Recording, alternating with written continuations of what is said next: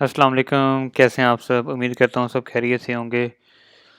तो जी आज 2 जून स्टार्ट हो चुका है, फ्राइडे है, सुबह के 7 बजने लगे हैं एंड बीटीसी मूव कर रहा है 26,800 पे।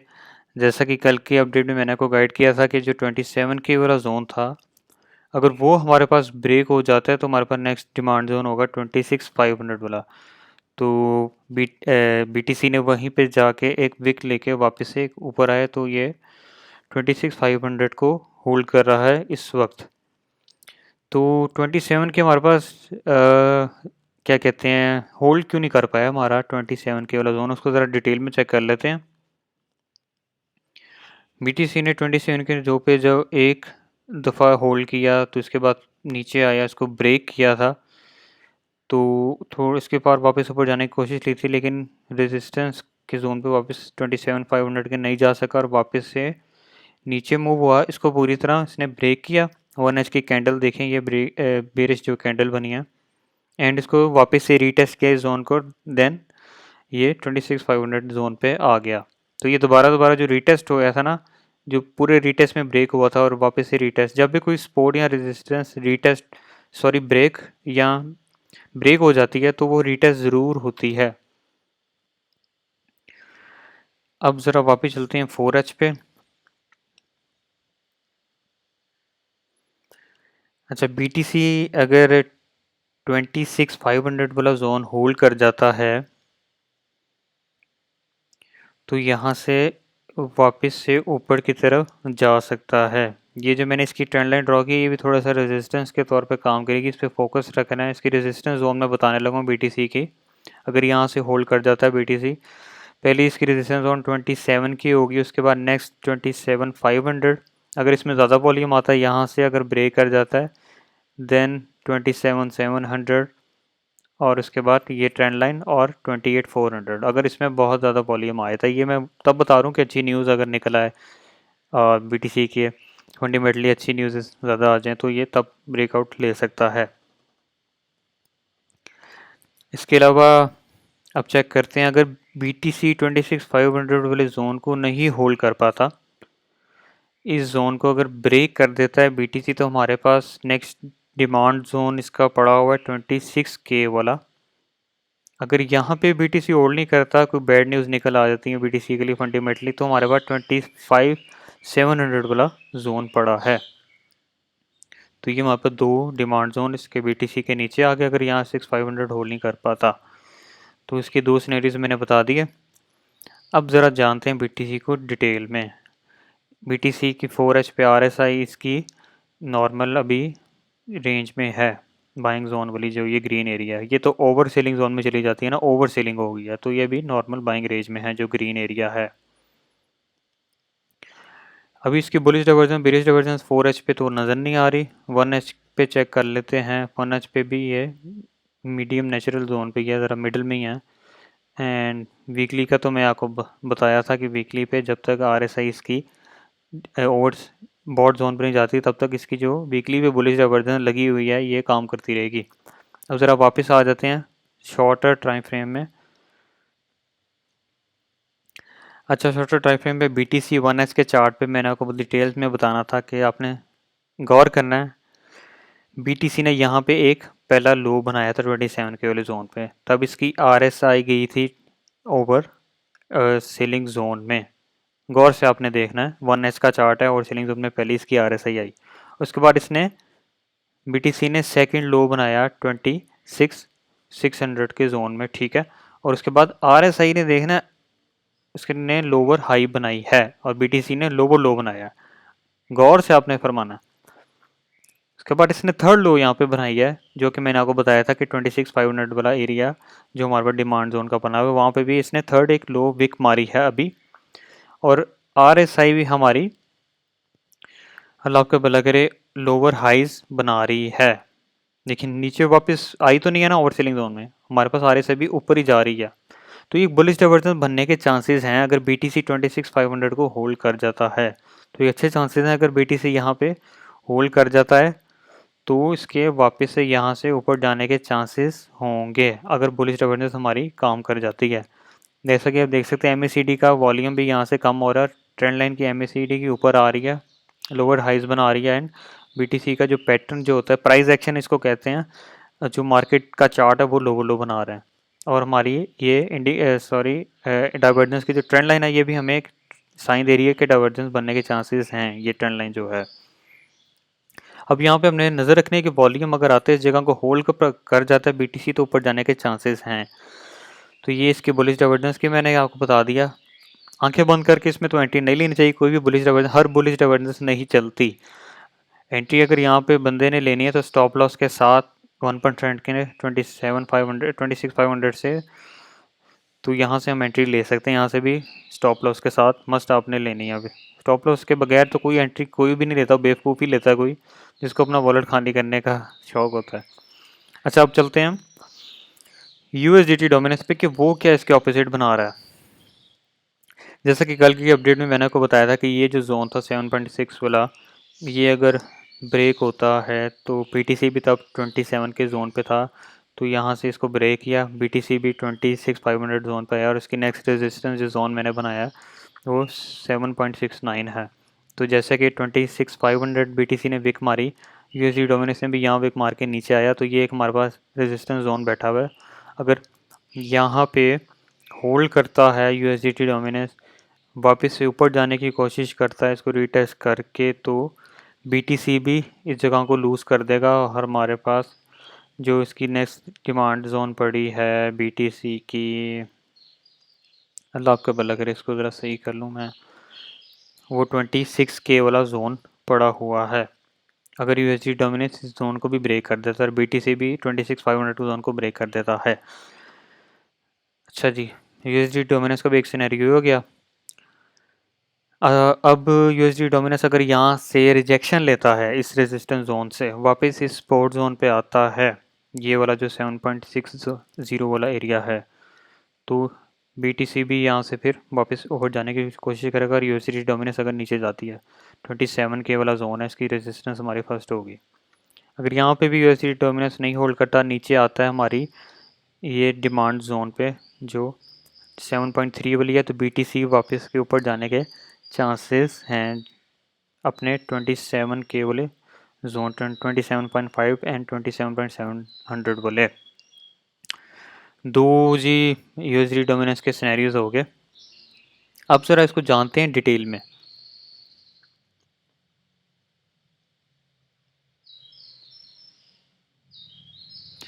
अच्छा, जैसे कि BTC ने 1H के चार्ट पे मैंने आपको बताया बुलिश डाइवर्जेंस क्रिएट कर रहा है, लोअर लोज बना रहा है और बाहर से हाई लोअर हाइज बना रही है, मैं MACD भी लोअर हाइज बना रही है। अब USD डोमिनेंस को बनाना चाहिए बेरिश डाइवर्जेंस, तो चेक करते हैं USD डोमिनेंस बना रहा है कि नहीं। अच्छा, अब इसको डिटेल में ज़रा चेक कर लेते हैं USD डोमिनेंस को। ये हमारे पास एक हाई आ गई एंड सेकेंड हाई और थर्ड हाई। हमेशा बेरिश या बुलिश डाइवर्जेंस में दो हाई भी बनाता है सिंपल, लेकिन कभी कभी थ्री हाइज भी बनाता है, जैसा कि इसमें हुआ है। देखिए ना, थ्री लोज बना दी हैं इसमें, इसने थ्री हाइज बना दी हैं। इसमें घबराने की बात नहीं है, आपने देखना है कि हमारी RSI भी उसी तरह इसके ऑपोजिट लोअर हायर लोज तो नहीं बना रही। सॉरी। अब हमारी जो RSI भी है उसने भी ज़रा ओवर बॉट जोन में एक हाई बनाया, उसके बाद हायर लोज बना रही है, और हमारी मार्केट जो है USD डोमिनेंस वो हायर हाइज बना रही है। गौर से आपने देखना है, मार्केट हायर हायर बना रही है, RSI हायर लोज बना रही है, तो ये MACD का भी हायर लोज बना रहे हैं, वॉल्यूम भी नीचे हो रहा है, तो ये बेरिश डाइवर्जेंस अगर चल पड़ी यहाँ से वापस नीचे, ये कि मैंने इसके लोअर टाइम फ्रेम में ट्रेंड लाइन बनाई है, और BTC भी यहाँ से अगर वापस ऊपर चला गया तो ये इस ट्रेंड लाइन को वापस टेस्ट करेगा। अगर USDT डोमिनेंस की तरह इस ट्रेंड लाइन पे होल्ड नहीं करता तो ये नीचे आएगा, तो BTC भी यहाँ से ऊपर जाएगा इसको ब्रेक करके। ये हमारे पास नेक्स्ट जो रेजिस्टेंस जोन बैठा हुआ है 27,500। ये USDT डोमिनेंस का भी मैंने आपको बेरिश डाइवर्जेंस का बना रही है, इस पर फोकस ज़रूर रखना है और इसको समझना है कि मैंने कैसे एक्सप्लेन किया है। अब चेक कर लेते हैं अब हम MA और EMA की सेटिंग्स।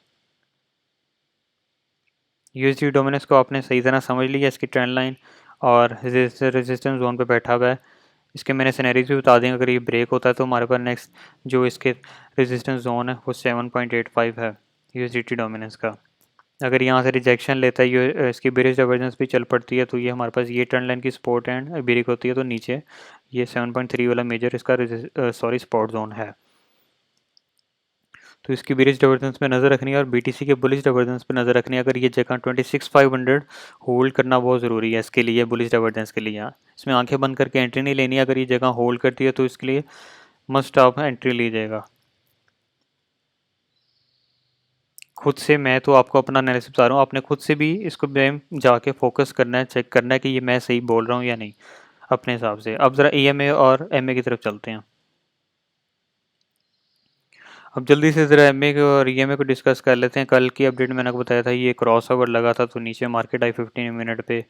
अभी इसकी जो 26,500 है वहाँ पे डिमांड जोन पे बैठा हुआ है। देखते हैं यहाँ पे होल्ड करता है तो ये वापस ऊपर जाने की कोशिश करेगा, नहीं होल्ड करता तो ये यहाँ से भी और नीचे आ सकता है। 30 मिनट के चार्ट पे जब फ्रेश क्रॉस ओवर लगा था उसके बाद रीटेस्ट हुआ 50, उसके बाद फिर ये रीटेस्ट हुआ। देखें 30 मिनट के चार्ट के अकॉर्डिंग कैसा ये डेथ क्रॉस चला है। उसके बाद चलते हैं 1H पे। 1H का चार्ट इंटरेस्टिंग लग रहा है एमए का, गौर से फरमाना है। लोअर लोज बनाई हुई हैं एंड डेथ क्रॉस लग गया है। अगर बीटीसी यहाँ पे 26,500 वाला एरिया होल्ड कर जाता है, इसको आंखें बंद करके तो यहाँ पे शॉर्ट की एंट्री खोल नहीं सकते क्योंकि ये डिमांड जोन पे बैठा हुआ है, समझ गए। अगर यहाँ पे होल्ड कर जाता है बीटीसी तो ये वापस से ऊपर आने की कोशिश करेगा 200 एमए की जो रेजिस्टेंस है और 50 जोन की, इसको भी अगर ब्रेक कर जाता है तो बुलिश डाइवर्जेंस जैसे कि यहाँ बन रही है तो ऊपर जाने के चांसेस है। अगर 26,500 होल्ड नहीं होता तो हमारी जो डेथ क्रॉस लगा हुआ ये काम कर जाएगा, इसको नीचे लेके आ सकता है बीटीसी को। इसमें आंखें बंद करके शॉर्ट की एंट्री नहीं लेनी, ना इसमें लॉन्ग की एंट्री लेनी आंखें बंद करके। जब देखना है कि होल्ड करता है कि नहीं तो ये एमए पे नज़र रखनी है आपने 1H का चार्ट पे। 4H पे चलते हैं आप। 4H के चार्ट पे भी साइड वेज ही है। अगर यहाँ पे 26,500 वाला एरिया अगर होल्ड करता है तो ये इसकी रेजिस्टेंस जोन होगी 200 एमए एंड 50। अब ज़रा वन डे वाला जोन चेक कर लेते हैं। वन डे वाला जोन में भी ये हमारे पास 50 जो एमए थी ये रेजिस्टेंस के तौर पे काम करी है एंड सपोर्ट जो वन डे के हिसाब से है 23 की है बीटीसी की, वो बड़ा महीनों बाद या क्या कहते हैं इसको टाइम लगता है वन डे के चार्ट को ना। अब ज़रा वीकली चेक कर लेते हैं क्योंकि वीकली की क्लोजिंग 2 दिनों में, आज फ्राइडे है, सैटरडे संडे। अगर इसके ऊपर 2-3 कैंडल्स मोर क्लोज करता है तो इसका मतलब बीटीसी इस 200 को होल्ड कर रहा है वीकली के ऊपर, तो ऊपर जाने के चांसेस है। अगर इसके नीचे क्लोजिंग होती है तो ये हमारे लिए बैड न्यूज़ होगी बीटीसी के नीचे जाने के 25 के वाले जोन में। ये वीकली के बारे में बता रहा हूँ, ये इसको टाइम लगता। तो ये एमए डिस्कस होंगी, अब चलते हैं ईएमए पे। वीकली की ईएमए भी मैंने आपको बताई थी पिछले अपडेट में। 200 जो ईएमए इसकी मेजर सपोर्ट जोन 24 की बना रहा है ईएमए के हिसाब से। अगर 50 की जो सपोर्ट जोन पे भी बैठा हुआ है 26 के का यहाँ पे एरिया इसको होल्ड कर रहा है। अगर ये ब्रेक होती है, वन वीकली के हिसाब का चार्ट है ये ईएमए, अगर ये ब्रेक होती है तो इसकी ये मेजर ईएमए की जो सपोर्ट है वो 24 की है। अच्छा 4H पे वन डे का नहीं चेक किया, वन डे चेक कर लेते हैं। अच्छा वन डे के चार्ट पे जो सपोर्ट जोन बना हुआ है वो 100 ईएमए बनी हुई है। उसके बाद जो नेक्स्ट सपोर्ट है वो ईएमए के हिसाब से 225 की बनी हुई है। अगर ईएमए के हिसाब से ये मैं बता रहा हूँ, अगर 26 के 500 वाला इससे नीचे ईएमए से नीचे क्लोज होता है तो ये इसके लिए सपोर्ट बनेगी 25 की जो ईएमए के हिसाब से 200 है। ईएमए 200। अब चलते हैं ज़रा शॉर्टर टाइम फ्रेम पे। अच्छा कल के अपडेट मैंने आपको बताया था कि इसने 200 को भी ब्रेक कर दिया था, तो अगर ये यहाँ पे होल्ड करता है तो वापस से रीटेस्ट करने की कोशिश कर देखें। रीटेस्ट तो बिल्कुल नहीं किए, यहाँ पे पूरा तो नहीं विक मारी, इसके क्लोज टच तो नहीं किया है इसको, लेकिन 50 की रेजिस्टेंस बड़ी अच्छी काम की। इसके कैंडल दोनों नीचे क्लोजिंग हुई है, विक मारने की इसने 200 को कोशिश की थी लेकिन 50 के नीचे ये भी मार्केट ने क्लोज किया एंड होल्ड कर रहा है 26,500 वाला एरिया। वही अगर ये 26,500 वाला बड़ा अच्छा एरिया है और क्या कहते हैं बीटीसी का चार्ट भी बुलिश डाइवर्जेंस बना रहा है 1H पे, तो ये बड़ा अगर होल्ड कर जाए तो हमारे लिए बेहतरीन एरिया होगा। तो इसकी रेजिस्टेंस ये वापस से 200 ईएमए वाली जगह होगी और 50 4H पे। 1H का चार्ट चेक कर लेते हैं। 1H के चार्ट पे भी ये रेजिस्टेंस के तौर पे काम करेगा अगर BTC ऊपर आता ही है 2700 एंड 27,060। बाकी ये शॉर्टर टाइम फ्रेम्स के हिसाब से 30 मिनट के चार्ट पे ये स्कैल्पिंग एरिया अगर यहाँ से होल्ड करता है थोड़ा स्टॉप लॉस के साथ यहाँ पे एंट्री ले सकते हैं। पहला resistance, second resistance, third TP। समझ गए होंगे। 15 मिनट के अकॉर्डिंग भी ये रेजिस्टेंस जोन, ये भी first second third TP area. EMA भी डिस्कस होगी और USD डोमिनेंस का भी मैंने आपको बता दिया कि इसका जो 1H पे बेरिश डाइवर्जेंस का थोड़ा अगर फॉर्म होता है तो ये वापस इस ट्रेंड लाइन को टेस्ट करेगा। अगर ये होल्ड नहीं होती तो ये नीचे भी आ सकता है और मज़ीद, और BTC भी यहाँ से ऊपर जाने की कोशिश करेगा।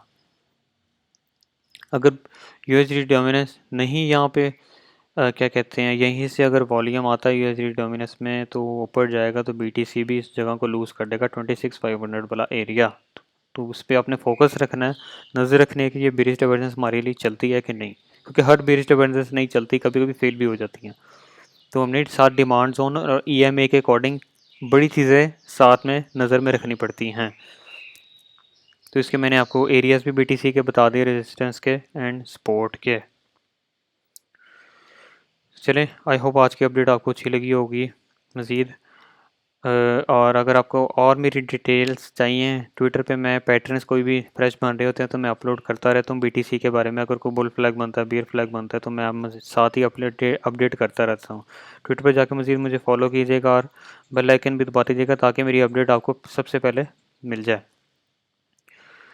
BTC की अपडेट आपको अच्छी लगी होगी। अगर आपको अच्छी लगी है तो कमेंट सेक्शन में ज़रूर बताइएगा, और मेरी कुछ अपडेट में गलती हो जाती है तो वो भी ज़रूर मुझे बताइएगा ताकि मैं अपनी गलतियाँ कम से कम कर सकूँ। एंड आवाज़ मेरी क्लियर आ रही है उसके बारे में बताइएगा। एंड शुक्रिया आप लोगों का। अगर आप शुरू से लेकर एंड तक अपडेट सुनते हैं तो आपके लिए ये फ़ायदेमंद होगी। मिलते हैं फिर कल की अपडेट के अंदर, तब तक के लिए अल्लाह हाफ़िज़।